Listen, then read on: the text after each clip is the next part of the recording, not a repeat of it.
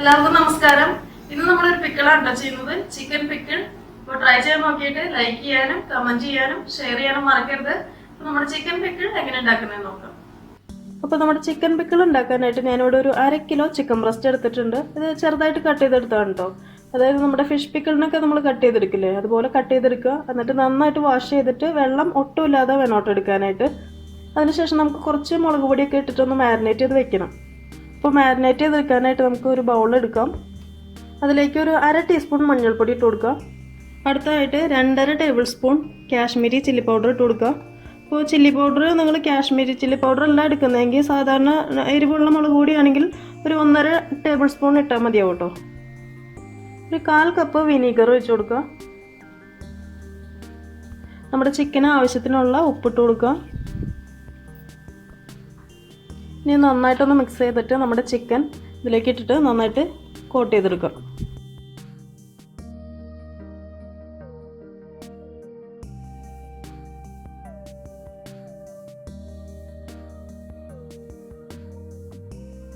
അപ്പോൾ നമ്മുടെ ചിക്കൻ നന്നായിട്ട് മാരിനേറ്റ് ചെയ്ത് എടുത്തിട്ടുണ്ട്. ഇനി ഇത് നിങ്ങൾക്ക് ടൈം ഉണ്ടെങ്കിൽ ഓവർനൈറ്റ് വയ്ക്കുക, അതാണ് ഏറ്റവും നല്ലത്. ഇപ്പോൾ ടൈം ഇല്ലാന്നുണ്ടെങ്കിൽ മിനിമം 2 ഹവറെങ്കിലും എടുത്ത് വയ്ക്കുക കേട്ടോ. അപ്പോഴാണ് ഇതിൽ ശരിക്കും ഒരു മസാലയൊക്കെ ശരിക്കും പിടിക്കുകയുള്ളൂ. അതിനുശേഷം നമുക്കിത് ഫ്രൈ ചെയ്തെടുക്കണം. അതിനുശേഷമാണ് അച്ചാർ ഉണ്ടാക്കാൻ പോകുന്നത്. അപ്പോൾ ഇത് റെസ്റ്റ് ചെയ്യാൻ വയ്ക്കാം, അതിനുശേഷം ബാക്കി കാര്യങ്ങൾ ചെയ്യാം. ഇതേപ്പോൾ നമ്മുടെ ചിക്കൻ ഓവർനൈറ്റ് മാരിനേഷനൊക്കെ കഴിഞ്ഞ് റെഡി ആയിട്ടുണ്ട്. ഇനി നമുക്കിത് ഫ്രൈ ചെയ്തെടുക്കണം.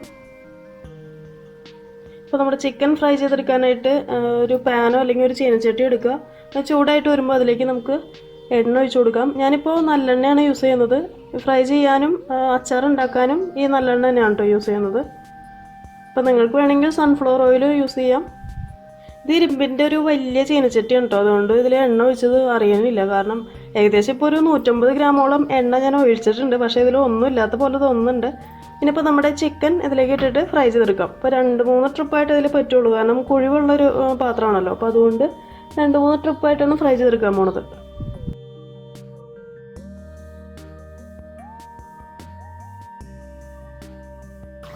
ഈ ചിക്കൻ നന്നായിട്ടൊന്ന് ഫ്രൈ ചെയ്തെടുക്കുക. നന്നായിട്ടെന്ന് പറയുമ്പോൾ അധികം അങ്ങോട്ട് ടൈറ്റായിട്ട് ഫ്രൈ ചെയ്തെടുക്കണ്ട കേട്ടോ. കാരണം ടൈറ്റായിട്ട് ഫ്രൈ ചെയ്തെടുക്കുമ്പോൾ കഴിക്കാനായിട്ട് വലിയ അത്ര രസം ഉണ്ടാവില്ല. കാരണം ചവച്ച് മടുക്കും നമ്മൾ കഴിക്കുമ്പോൾ.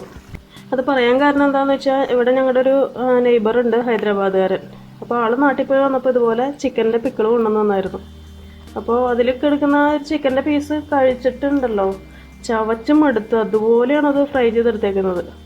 ഭയങ്കര ടൈറ്റായിട്ടാണ്. അത് കാരണം ആ ഒരു അച്ചാറിൻ്റെ ആ ഒരു ഇതേ പോയി. കാരണം ആ ഒരു ഫ്രൈയിൽ തന്നെ അച്ചാറിൻ്റെ ടേസ്റ്റ് മാറിപ്പോയി.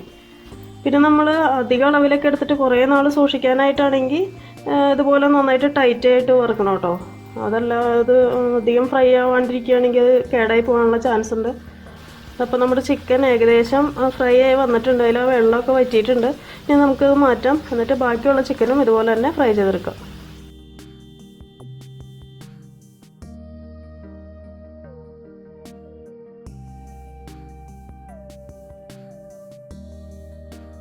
അങ്ങനെ നമ്മുടെ രണ്ടാമത്തെ ബാച്ച് ചിക്കനും റെഡി ആയിട്ടുണ്ട്. ഇതിന് എണ്ണയിൽ നിന്ന് മാറ്റാം. അപ്പോൾ നമ്മുടെ ചിക്കൻ എല്ലാം ഫ്രൈ ചെയ്തെടുത്തിട്ടുണ്ട്. അപ്പോൾ നിങ്ങളിത് ഫ്രൈ ചെയ്തെടുക്കുമ്പോൾ ഞാൻ ഈ പറഞ്ഞ പോലെ 150 ഗ്രാം എണ്ണ ഒന്നും ഒഴിച്ചിട്ട് ഫ്രൈ ചെയ്തെടുക്കേണ്ട ആവശ്യമില്ല കേട്ടോ. ഞാനിതുപോലത്തെ കുഴിയുള്ള ടൈപ്പ് ഒരു പാത്രം എടുത്തതുകൊണ്ടാണ് അത്രയും എണ്ണയുടെ ആവശ്യം വന്നത്. ഇതിപ്പോൾ ഈ പറഞ്ഞ പോലെ ആനവായിൽ അമ്പഴങ്ങി, അതാണ് അവസ്ഥ. എത്ര എണ്ണ ഒഴിച്ചാലും കാണില്ല അതിൽ. അപ്പോൾ അതുകൊണ്ടാണ്. അപ്പോൾ നിങ്ങളൊരു പാനിലൊക്കെ വെച്ച് ഫ്രൈ ചെയ്യുകയാണെങ്കിൽ ഇത്ര എണ്ണയുടെ ആവശ്യമില്ല. പിന്നെ അത് തന്നെയല്ല, നമ്മൾ കുറഞ്ഞ അളവിലാണ് ചെയ്യുന്നത്. അപ്പോൾ കുറേ നാൾ നിൽക്കാനാണ് ഈ ഒരു അളവിലെടുത്തിട്ട് നിങ്ങൾക്ക് കുപ്പിയിൽ അടിച്ച് സൂക്ഷിക്കാനായിട്ടാണെങ്കിൽ ഏകദേശം ഇത്രയും എണ്ണ വേണ്ടി വരും. കാരണം ഫ്രൈ ചെയ്യാനും അച്ചാറിട്ട് കഴിഞ്ഞിട്ട് പിന്നെ നമ്മൾ കുപ്പിയിലിട്ട് വയ്ക്കുമ്പോൾ ആ എണ്ണ തെളിഞ്ഞ് നിൽക്കണം മുകളിലായിട്ട്. അപ്പോൾ ഏകദേശം ഈ ഒരു എണ്ണയുടെ ആവശ്യം ഉണ്ടാവും. അതല്ല ഇത് പെട്ടെന്ന് തീരുന്ന ഒരു അച്ചാറാണെന്നുണ്ടെങ്കിൽ നിങ്ങൾ ഇത്രയൊന്നും എണ്ണ ഒഴിക്കേണ്ട ആവശ്യമില്ല കേട്ടോ. അപ്പോൾ ഞാനിതിൽ ചട്ടിയിലെ പഴയ എണ്ണ മാറ്റിയിട്ടുണ്ട്, വേറെ എണ്ണയാണ് ഒഴിച്ചേക്കുന്നത്. കാരണം ആ പഴയ എണ്ണയിൽ മസാലയൊക്കെ വന്നിട്ട് ഇനിയിപ്പോൾ നമ്മൾ ഇഞ്ചിയും വെളുത്തുള്ളിയൊക്കെ ഇട്ട് ഫ്രൈ ചെയ്തെടുക്കുമ്പോൾ ആ മൂപ്പ് അറിയില്ല. അപ്പോൾ അതുകൊണ്ട് ആ എണ്ണ മാറ്റി പുതിയ എണ്ണ ഇട്ട് ഒഴിച്ചേക്കുന്നത്. ഇനി ഈ എണ്ണ ചൂടായിട്ട് വരുമ്പോൾ ഇതിലേക്ക് നമുക്ക് ഇഞ്ചി വെളുത്തുള്ളി പേസ്റ്റ് ചേർത്ത് കൊടുക്കണം. അപ്പോൾ ഇത് പേസ്റ്റായിട്ട് തന്നെയാണ് എടുത്തേക്കുന്നത്. കാരണം നമ്മൾ ഇതിലേക്ക് ചേർക്കുമ്പോൾ ഇച്ചിരി തിക്ക് ഗ്രേവി ആയിട്ട് എടുക്കാൻ വേണ്ടിയിട്ടാണ് ഞാനത് പേസ്റ്റായിട്ട് എടുത്തേക്കുന്നത്.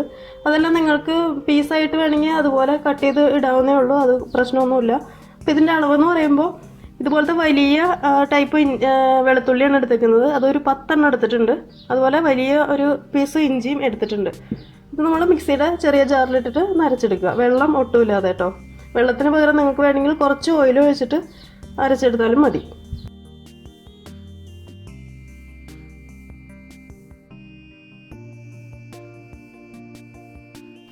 ഇതിൽ കുറച്ച് കറിവേപ്പിലയും കൂടി ഇടാം കേട്ടോ.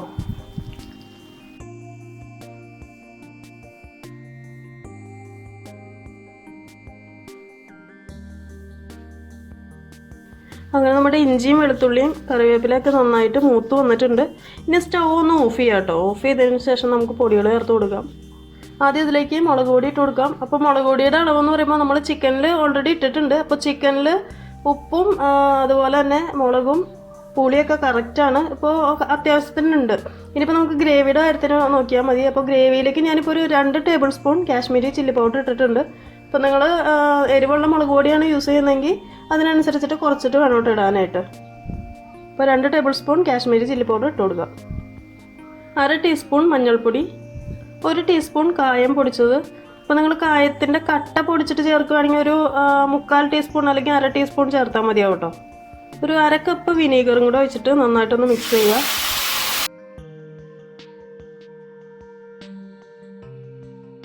ഇനി സ്റ്റൗ ഒന്ന് ഓൺ ചെയ്യാം കേട്ടോ.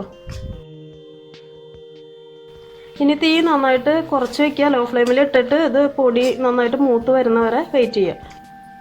ഇതപ്പോൾ നമ്മുടെ പൊടികളൊക്കെ മൂത്ത് വന്നിട്ടുണ്ട്, എണ്ണയൊക്കെ തെളിഞ്ഞിട്ടുണ്ട്. ഇനി ഇതിലേക്ക് നമുക്ക് ഒരു 3 കപ്പ് തിളച്ച ചൂടുവെള്ളം ഒഴിച്ചു കൊടുക്കാം.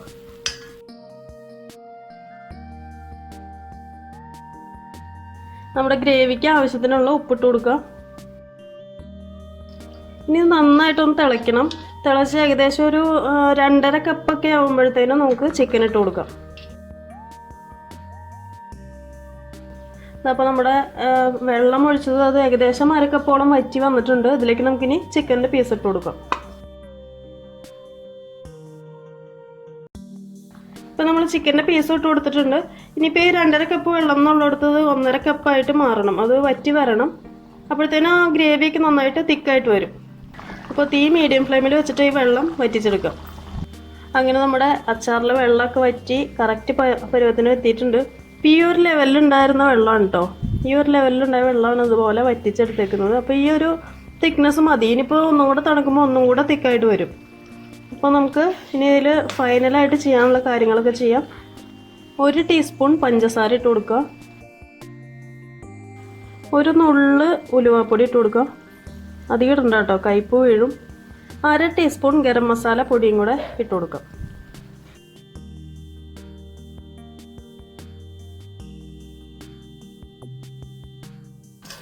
അങ്ങനെ നമ്മുടെ ചിക്കൻ പിക്കിൾ റെഡി ആയിട്ടുണ്ട്. നമുക്കിനി സ്റ്റവ് ഓഫ് ചെയ്യാം. അപ്പോൾ തണുത്തതിന് ശേഷമുള്ള നമ്മുടെ ചിക്കൻ പിക്കിളാണ് കേട്ടോ ഇത്. അപ്പോൾ നിങ്ങൾ മസ്റ്റായിട്ടും ട്രൈ ചെയ്ത് നോക്കാനായിട്ട് മറക്കരുത്. കാരണം നല്ല ടേസ്റ്റി ആയിട്ടുള്ള അച്ചാർ തന്നെയാണ്. പിന്നെ ഇതിൽ നമ്മൾ പഞ്ചസാര ചേർത്തു, അതുകൊണ്ട് നിങ്ങൾക്കൊരു മടിയൊന്നും തോന്നരുത്. അയ്യോ ഇതിൽ ചിക്കൻ്റെ പിക്കിളിൽ ആരെ പഞ്ചസാര ചേർക്കുക, അതങ്ങനെ ചേർക്കുമെന്നൊന്നും കരുതി ഒന്നും വിചാരിക്കണ്ട. കാരണം നമ്മളിതിലിപ്പോൾ പുളിയൊക്കെ ചേർത്തല്ലോ. അപ്പോൾ ആ പുളി ഒന്ന് ബാലൻസ് ചെയ്യാൻ വേണ്ടിയിട്ടാണ് ആ ഒരു പഞ്ചസാര 1 ടീസ്പൂൺ ഇട്ടത്. അപ്പോൾ നിങ്ങൾക്ക് ആ പഞ്ചസാര അവോയ്ഡ് ചെയ്യണം എന്നുണ്ടെങ്കിൽ പുളി കുറച്ചാൽ മതി. അതായത് 3/4 കപ്പ് പുളിയാണ് നമ്മളിതിലിപ്പോൾ ചേർത്തത്, അതായത് വിനീഗർ. അപ്പോൾ ഒരു 1/2 കപ്പ് ചേർത്താൽ മതി.